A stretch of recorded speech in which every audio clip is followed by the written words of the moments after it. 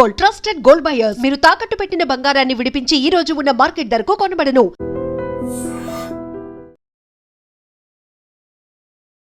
Hello views, welcome to iDream media.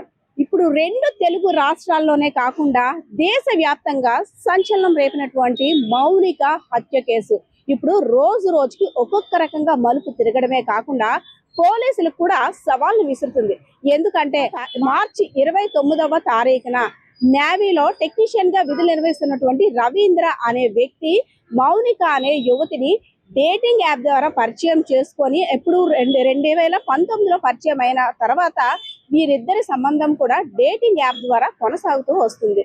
So అందులో భాగంగానే మార్చి 29న తను ఉన్న ఫ్లాట్ కి రప్పించుకొని అక్కడ జరిగిన గొడవ కారణంగా ఇద్దరికి వాగ్వివాదం చోటు చేసుకోవడంతో కోపంతో రగిలిపోయినటువంటి రవీంద్ర మౌనికాని ముక్కలుగా హత్య చేసిన ఘటన తీవ్ర సంచలనమే రేపింది. అంతేకాకుండా ఏదైతే ఆదివారం హత్య చేశాడో సోమవారం సీన్ రీకన్స్ట్రక్షన్ లో భాగంగా విశాఖపట్నం గాజువాక పోలీసుల ఆధ్వర్యంలో అంతా కూడా సీన్ రీకన్స్ట్రక్షన్ లో భాగంగా తను ఉన్న ఫ్లాట్ కి అదే విధంగా సింహాచలంలో ఉన్నటువంటి అడిబరానికి కూడా వెళ్ళి తను ఏ విధంగా చంపాడు, ఫ్రిడ్జ్ లో ఏ పార్ట్స్ పెట్టాడు, తను ఎలా చంపాడు అన్ని విషయాలు కూడా సీన్ రీకన్స్ట్రక్షన్ లో భాగంగా తెలియజేశాడు. అక్కడి నుండి సింహాచలం వెళ్ళి అక్కడ అడిబరం ప్రాంతంలో తలని చేతుల్ని కాల్ చేసినట్లు కూడా పోలీసులకి వివరాలు వెల్లడించారు. అదే విధంగా ఆ తర్వాత పోలీసులు రిమాండ్ కి తరలించిన తర్వాత ఇంట్రాగేషన్ లో భాగంగా 3 రోజుల పాటు కస్టడీకి కోరిన తర్వాత సంచలన విషయాలు వెలుగులోకి వస్తున్నాయి. అంటే రోజుకో రకంగా రవీంద్ర నిజం చెప్తున్నాడా అబద్ధం చెప్తున్నాడా అనే ఇప్పుడైతే మాత్రం అనుమానాలు కూడా వ్యక్తం అవుతున్నాయి. ఎందుకంటే మౌనిక మరణించి దాదాపు 11 రోజులు కావస్తుంది. సో వాళ్ళ పేరెంట్స్ కూడా తమ కూతురు మరణించిన వార్త కన్నా తన మీద వస్తున్న అపనిందలు మరింత బాధిస్తున్నాయి. డేటింగ్ యాప్ ద్వారా పరిచయమైనటువంటి మా అమ్మాయి డబ్బుల కోసం డిమాండ్ చేస్తుందంటూ అదే విధంగా తన క్యారెక్టర్లెస్ అంటూ అనేక రకాలుగా మా అమ్మాయిని అందరూ అంటుంటే మా మనసులు ఎప్పుడో చనిపోయాయి, మా అమ్మాయి చనిపోయిన బాధ కన్నా ఈ మాటలు మరింత మమ్మల్ని బాధ పెడుతున్నాయి అంటూ కూడా మీడియా ముందుకు వచ్చి తమ యొక్క గోడను వెళ్ళబుచ్చుకున్నాయి.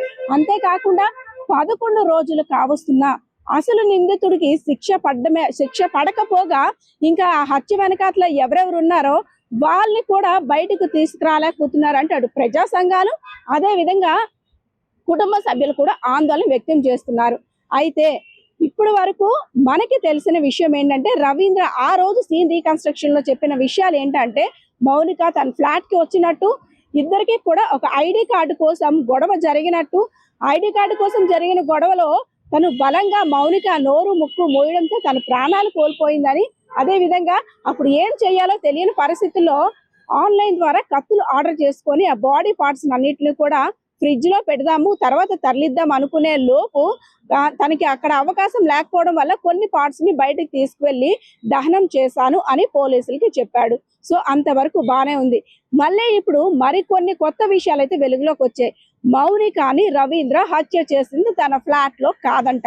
తన స్నేహితుడు అంటే ఎవరైతే రవీంద్ర యొక్క ఫ్లాట్ ఉందో ఆ ఫ్లాట్ కి కూతవేటు దూరంలో తన ఫ్రెండ్ ఫ్లాట్ కి తీసుకువెళ్ళి మాట్లాడడం కోసం పిలిపించి అక్కడ జరిగిన గొడవ కారణంగా మౌనికాని హత్య చేసినట్టు పోలీసులకి చెప్తున్నాడు. అయితే ఇక్కడ కొన్ని క్వశ్చన్స్ కూడా రేజ్ అవుతున్నాయి. అది పోలీసులకి అదే విధంగా మౌనిక యొక్క కుటుంబ సభ్యులకి. ఈ కేసును ఫస్ట్ నుండి కూడా ఫాలోఅప్ చేస్తున్న మీడియా పర్సన్స్ కే కావచ్చు ప్రజలందరికీ కూడా అసలు మౌనిక అదే విధంగా రవీంద్ర ఆ ఫ్లాట్ కి వెళ్ళిన విషయం ఎవరైతే రవీంద్ర యొక్క ఫ్రెండ్ ఉన్నాడో ఆయనకి తెలుసా? కేవలం రవీంద్ర మాత్రమే ఈ హత్య చేశాడా? రవీంద్ర ఒక్కడే అతి కిరాతకంగా నరరూప రాక్షసుల్లాగా ముక్కలుగా కట్ చేసి సూట్ కేసులో పెట్టడం సాధ్యమైందా? లేదు ఇంకెవరైనా సహాయం తీసుకున్నాడా? లేదు ఇంకెవరైనా తనకి గైడ్ చేశారా? అక్కడ జరిగిన హత్య గురించి ముందే తన స్నేహితులు తెలుసా? ఇలాంటి అనేక క్వశ్చన్స్ కూడా ఇంకా ఆన్సర్ తెలియాల్సి ఉంది. అయితే రవీంద్ర చెప్పిన దాన్ని బట్టి నా ఫ్రెండ్ కి ఈ విషయం ఏమీ తెలియదు, మా ఇద్దరం ప్రైవసీగా మాట్లాడుకోవడానికి మాత్రమే మౌనికాని రమ్మన్నాను, అక్కడ నా ఐడి కార్డు తీసుకుంది కాబట్టి అక్కడ జరిగిన గొడవలో ఇదంతా చేశాను, అయితే అక్కడ నుండి సూట్ కేసులో పెట్టేసి ఆ సూట్ కేసుని మా ఇంటికి ఏదైతే నా ఫ్లాట్ ఉందో నా ఫ్లాట్ కి తీసుకొచ్చాను, అక్కడ బాడీ పార్ట్స్ అన్నిటిని కూడా కొన్ని ఫ్రిడ్జ్ లో పెట్టాను, కొన్ని సింహాచలం వైపు తీసుకువెళ్ళి అక్కడ దహనం చేశాను అన్నా. అయితే పోలీసులు కూడా గమనించింది ఏంటంటే మౌనిక ఏదైతే రవీంద్ర ఫ్లాట్ కి వచ్చినట్టు సీసీ కెమెరాలో ఎక్కడ నమోదు కాలేదు. ఆ చుట్టుపక్కల ఎక్కడ మౌనిక కదలికలు కూడా కనబడలేదు. కానీ మౌనికని ఇక్కడే చంపానని చెప్పడంతో సరే నిందితుడు నేరాన్ని అంగీకరించాడు కాబట్టి ఇలా అనుకుందాం అనేసి ఆ రోజుకి ఆ ప్రెస్ మీట్ ద్వారా అలా తెలియజేశారు. సో ఇప్పుడు కుటుంబ సభ్యులు, అదే విధంగా మౌనిక యొక్క కుటుంబ సభ్యులు చేస్తున్న ఆందోళన ఏంటంటే మా అమ్మాయిని ఇంత కిరాతకంగా చంపాడు, తను డబ్బుల కోసం డేటింగ్ యాప్ ద్వారా పరిచయం అయిందని అంటున్నాడు, డబ్బులు డిమాండ్ చేసింది అంటున్నాడు. అంతేకాకుండా తన ప్రైవసీ ఫొటోస్ కానీ అన్ని కూడా తన భార్యకి పంపించిందని లేనిపోని నిందలు వేస్తూ నా అమాయకురాలైన కూతురు మీద లేనిపోని అనుమానాలు, అదే విధంగా ఒక క్యారెక్టర్ లేని వ్యక్తిగా నా కూతుర్ని అందరి ముందు కూడా బయట పెట్టేశాడు, అందుకే చంపేశారంటూ కూడా చాలా మంది అంటున్న మాటలు మమ్మల్ని చాలా బాధ పెడుతున్నాయి. ఎందుకంటే చిన్నప్పటి నుండి కూడా కష్టపడి మా నలుగురం కూడా ఒక మాట మీద ఉండి మా జీవితాన్ని ఇప్పుడు తీసుకొని వచ్చాం. నా కూతురు ఒక ఈవెంట్ ఆర్గనైజింగ్ చేయడమే కాకుండా ప్రైవేట్ గా బ్యాంక్ లో అవుట్ సోర్సింగ్ ఎంప్లాయీగా చేస్తుంది. అంతేకాకుండా తన కాళ్ళ మీద తను నిలబడే టాలెంట్ ఉన్న అమ్మాయికి వేరే వ్యక్తిని బెదిరించి డబ్బులు తీసుకోవాల్సిన అవసరం ఏముంది? ఒకవేళ ఇన్ కేస్ అలానే జరిగినట్టయితే తన ఐడి కార్డు కూడా తీసుకుంది అని ఒకవేళ అనుకుంటే ఆ రవీంద్ర అనే వ్యక్తి పోలీసులకి కంప్లైంట్ చేసి అప్పుడు ఫర్దర్ యాక్షన్ నా కూతురు మీద తీసుకోవాల్సింది. అంతేకాని ఈ కారణాలు చెప్పి నా కూతురుని అతి కిరాతకంగా చంపిన రవీంద్రని అయితే మాత్రం తప్పకుండా న్యాయస్థానం శిక్షించాలి అని అయితే మాత్రం పేరెంట్స్ కూడా ఆందోళన వ్యక్తం చేస్తున్నారు. అంతేకాకుండా సరైన పద్ధతిలో ఇంట్రాగేషన్ కూడా పూర్తి చేసి అసలైన నిందితులు రవీంద్ర కాకుండా ఇంకా తోటి ఫ్రెండ్స్ కూడా ఇంకెవరున్నారో ఈ కేసులో ఎవరెవరైతే ఇన్వాల్వ్ అయ్యి ఉన్నారో వారందరూ కూడా కంపల్సరీగా శిక్ష పడాలని అయితే మాత్రం కుటుంబ సభ్యులు ప్రభుత్వాన్ని వేడుకుంటున్న పరిస్థితి కూడా కనిపిస్తుంది. సో ఇదే అంశానికి సంబంధించి విశాఖపట్నం జిల్లాలో ఉన్నటువంటి గాజువాక సిఏ పార్థ సారథి కూడా నిన్న ఒక వీడియో రిలీజ్ చేశారు.